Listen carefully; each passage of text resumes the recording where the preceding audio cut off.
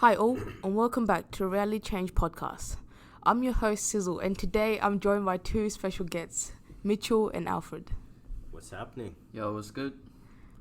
AKA Red Tea. I have to put that. I'm 24 next month, 31st of March. I'm a young, confident male trying to get my way out of this. Do my thing. What else you guys want to know? You gotta ask me questions. Your music. I want to hear Music. about music. You want to hear about music? Yep. Well, right now I'm currently just trying to figure myself out. What message I'm trying to project out there. That's why you guys haven't heard much. There's a lot of music I've made. Some that I'm proud, some I'm not proud of the message that I'm trying to put out there.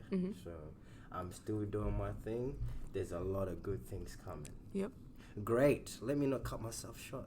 Great things. Hey man, snitch on yourself. You feel me? Amen out there. So yeah, that's the music side of it. Business wise, that is part of my business long term, and also my YouTube career. That's begging me to start. I haven't put a video out there, but it's coming soon. Yep. Work, I'm still doing security. Yeah. Mitchell, what about you? Tell us about yourself. What's good? Name's Mitchell. I DJ and do a bit of music on the side.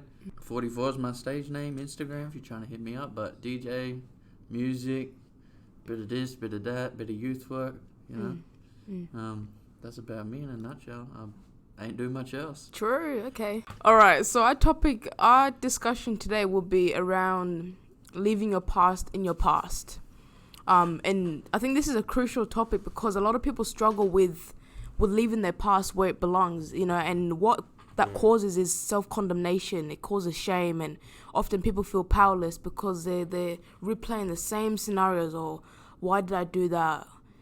I shouldn't have done that, or why did that happen? And it's very important for us to tap in and dig deep into what the purpose of our past is, and the importance of loving and forgiving yourself and your past, in order to move forward. So I just want to start off with the saying that what you dwell on is what you dwell in. And when you dwell on your past, you're recreating it. Our thoughts and feelings create our realities. You become what you think about in this world, and we are always creating our realities. That's right. So if you're constantly dwelling on I should have done this, or this happened, or I made this mistake, you continuously create mistakes over and over again, and they'll always stem back from the belief and the feelings you have around your past, because it all begins with our thoughts. To change your life, you must change your thoughts. Do you boys have anything to add to that? Sure. That was some deep stuff, right? That was some stuff you hear in that yoga meditation music when you're just trying to relax and just hear that insightful stuff like from a Buddha or something. Water. You know what I mean? Like, but what I got from what you were saying. See, I'm gonna go real deep, man. I'm just gonna go right there. So what I understood from that, just like moving away from your past, the picture that I got was, I'm thinking when I was 19, finding out that I'm gonna be a father. Yep. That was definitely probably one of the toughest things that I've had to comprehend, and I'm still having to deal with that. And moving forward.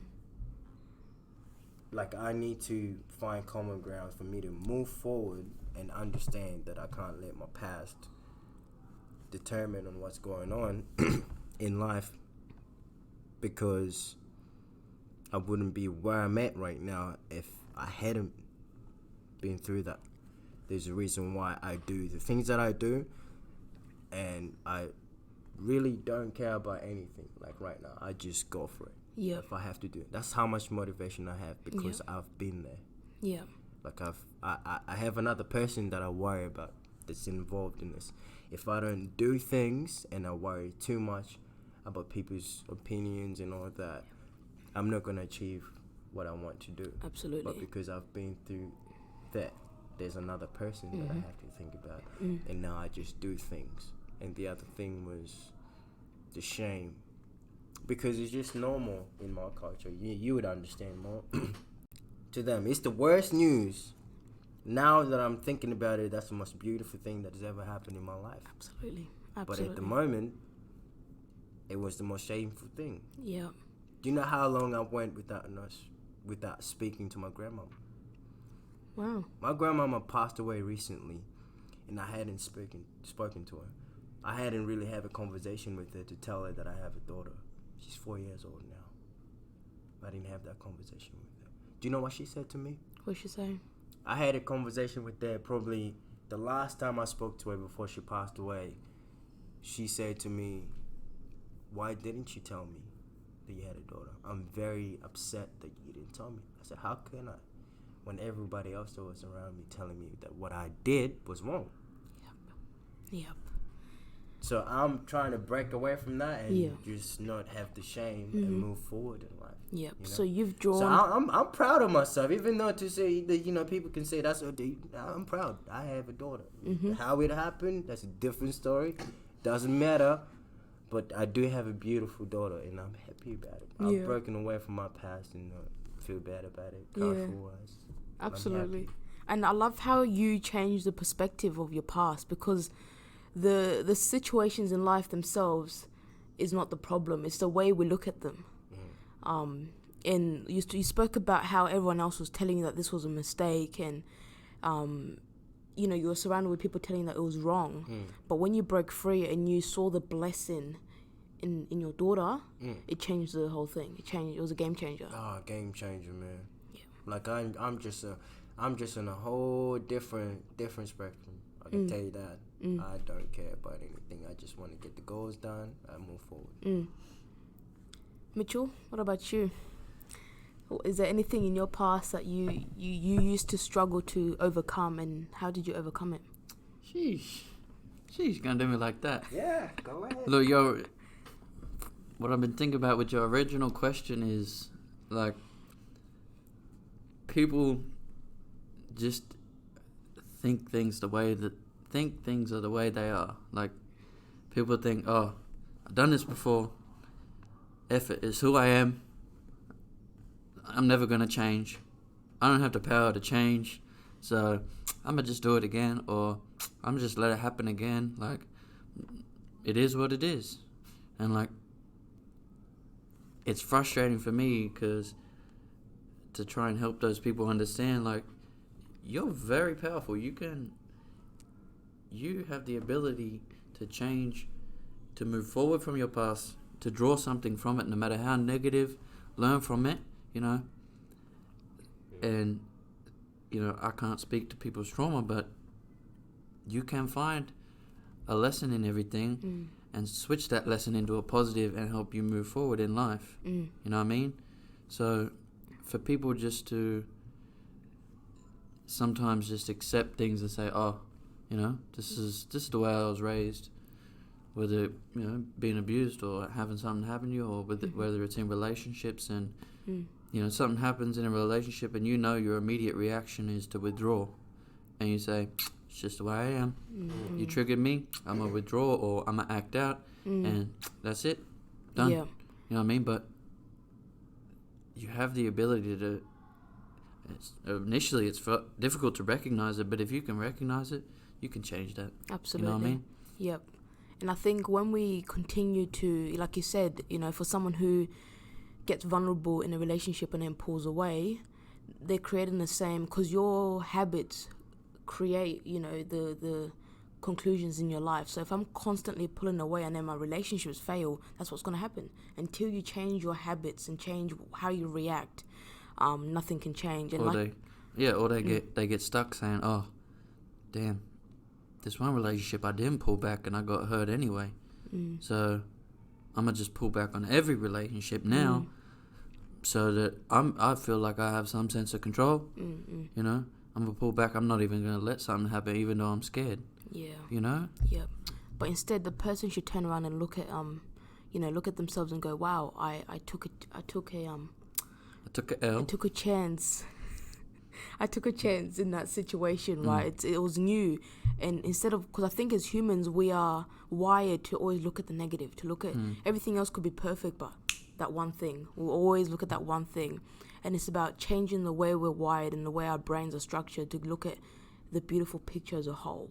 Because even though that piece isn't perfect, it still fits in the picture. No, you know what I think? You know? I don't think we're wired to it. I think negativity sells, and I think as babies, we ain't. We see a little piece of paper and we're like, this boy nice, let me play with this piece of paper for 7 hours, all right? Or we put Baby Shark Doo-Doo on for like 7 hours and be like, this is my butt. And as a baby, you know, it's all good. But as we grow up and we start seeing news or whatever, and negativity sells, so that's the way we get rewired, I think. Yeah, okay. You know, I believe, I don't think we're born, I think we're born to see positive, but the world remolds us, you know? You'll be doing well in school, but you won't get rewarded as much attention as the kids that are getting in trouble. You feel me? And hey, get out of class. You know, all them kids, or they set the bar so low that you know they swear only once in class that day, and you get praised for it. You know what I mean? Like negativity sells, and that it just rewires you to not think of the positives. Absolutely. So it's just retraining yourself, I think. Yeah. It's healthy. Why is it healthy? Why should I think about the negative stuff? Because if you don't know the negative stuff, how would you know about the positive stuff? Absolutely. How would you know how important it is to be positive if you didn't know Absolutely. the dark side? Yeah. So it's like yin and yang, hey? Yeah, like well, black and white. Because I believe everything from a biblical point of view. There was darkness before light. It's saying, let there be light. You would know what light is.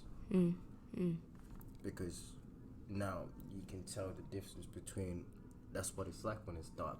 Yeah. And that's what it's like when it's bright. Yeah. So you need to see the dark side before you see the bright. Absolutely. From my point of view. Oh, okay. I gotta be closer to the mic. You gotta be closer to me, right? Sorry. I'll lean into it.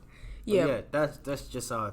It's not saying you have to stay in the negative or to see in the negative, but you just need to understand the negative to see how beautiful it is for the positive side of it. Absolutely. And I think because what people try and do is run away from their past, which is a whole illusion, because what are you actually running away from? Like, Exactly. It's gone. like, you know what I mean? It's gone. Like, the only time is now. And it's about, because the more you resist your past, the more you say, I don't want to be associated with that, I don't want that, the more it will reoccur. It's almost like saying, I don't want to think this thought, but by you saying that, you're thinking that thought. You know what I mean? So, so it's about not resisting your past and just going, okay, that's what I knew back then, that's what I applied, and that's the results I got. You can't go back with the knowledge you know now and judge yourself for what you didn't know. That's right. You can't. And sometimes even when we talk about mistakes that have happened or in the past or are happening now, sometimes those mistakes are blessings. Yeah, that's profound what she said. Because when I finished high school and I got a job full time, and you know, getting a job out of school is like people look at you like you're, oh my goodness, you're amazing, because it's hard, right? Had a job 6 months into it, I lost my job. I'd financed a car, I'd financed on Optus, payment plans, and me being 18, I was like, oh, easy, $200 a fortnight, right? Easy. Lost my job. Got myself into debt because debt collectors were asking for money. Ooh, yeah, right? I know what that's about. Play games like that. They came at me and they were calling me, and I couldn't find a job. Got rejected from McDonald's, from KFC. Every job I applied for was a rejection. And even though me going to finance all those stuff was a mistake, by me being rejected from those jobs, I was able to start my own company. Do you see what I mean? It was a blessing in disguise. And being in debt taught me how to manage money. So how to pay off my debt, how to not get into finance. You know what I mean? It teaches you those skills that if I hadn't have gone through that, I probably would have learned that later. When it's a bit, wouldn't say too late, but it's best that you learned it early. Yeah, absolutely. But then again, it's also, you went, instead of you going, fuck, Macca's just rejected me. KFC rejected me. Woolies rejected me. These people hire basically anyone, and they rejected me. So I'm gonna not do nothing. I'm you can flip it both ways. You can be like, I'm worthless. Nobody wants me. I can't even get a job at Macca's. Why should I keep trying? Yeah. Let me just sit at my place, at my home. Let me drown in my sorrows and play Netflix. Instead of going, look, these people don't want to hire me. let me get creative. Exactly. Let me. I'm passionate about this.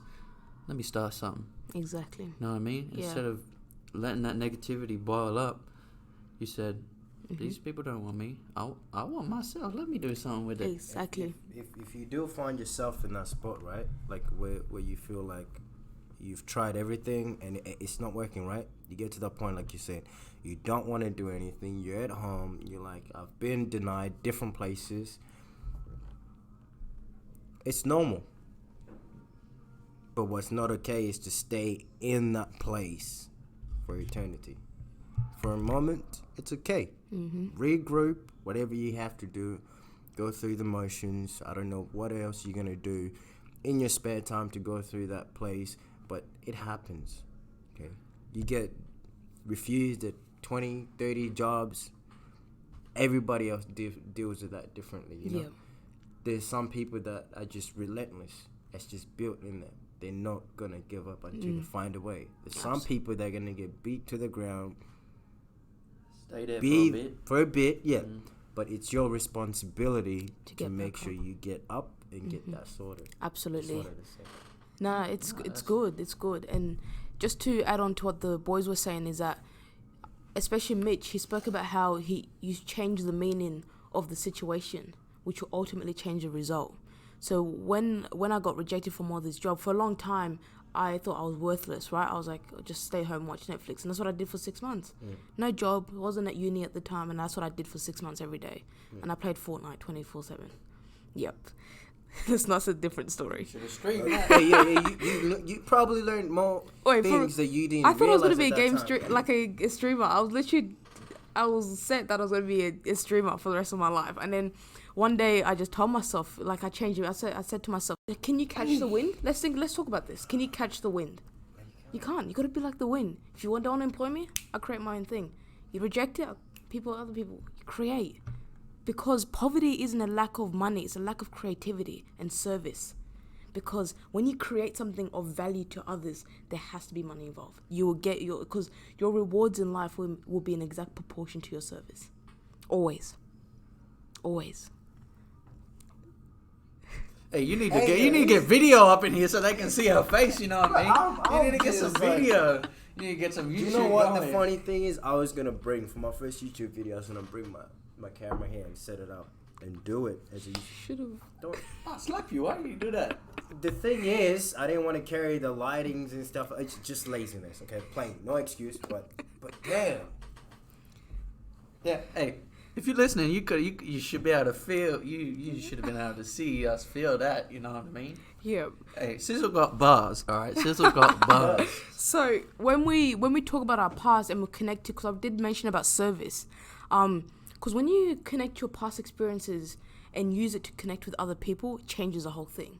Because the problem that I've encountered is that people think Sizzle's here and Sizzle's perfect. And they're here, and that's the struggle that's been happening. But when I talk about people and I tell them that Sizzle used to do this and this, that's where the relationship, we come back on that level ground. We come back on level ground because people are able to understand more and connect because I've been through it. So the memory of the past was never for condemnation. It was always for you to be able to connect with those experiencing similar struggles, for them to see that they too can come out of the situation. That's all. Look, it's like when someone's trying to tell you something, and if you're sitting down and they're standing up and they're looking down on you, you're like, who this guy? All right, get out of my face. You don't know me. But if they sit down across from the table and they look you in the eyes, they're on the same level, and they can connect like that. So like, if someone's listening, they're like, dude, Alfred don't know me. Mitchell don't know me. It's like in your DNA. You know what I've been through. But whatever that seems a little bit larger than you, if you stand up and you're in a place where someone has to look up to you, it makes you feel uncomfortable. It makes you very uncomfortable. I don't know how that's like from a female point of view, but I don't like people standing over me when they're talking to me. Yeah. It's just, I gotta look you in the eyes if we're talking. And that's our perspective. Yeah, absolutely. And I think it's crucial to love and forgive your past. That is crucial. Because when you love, Because what we try and do is we try to push our past away and pretend it never happened. Do you know what I mean? Because that's shame. But when you love, you just accept it as a whole, and you realize how important that part played in the bigger picture, right? With people I've had to forgive. AKA being those. This guy's about to throw some shade. Nah, I'm not gonna say it.